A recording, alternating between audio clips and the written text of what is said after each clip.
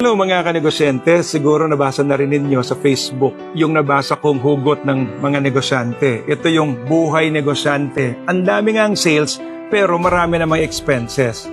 Di ba nakakalungkot nga naman yon at parang nakaka-discourage no, maging negosyante kung ang dami mo ngang benta pero ang laki naman ng gastos mo, asan ka mo pupunta doon?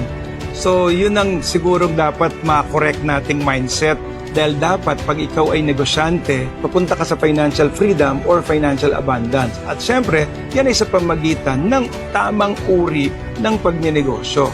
Dapat meron kang business math, alam mong pag-ayon-ayonin yung pumapasok na benta at saka yung lumalabas na expenses. So that in the end, dapat yung neto mo, ganansyado ka. Meron kang kita dahil nasa negosyo ka.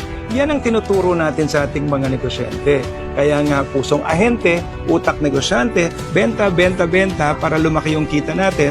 Pero at the same time, mag-aral tayo na i-manage natin yung resources natin, lalo na yung finances natin para lahat tayo ay kumikitang negosyante at tayo ay patuloy na magtamo ng financial freedom at saka financial abundance.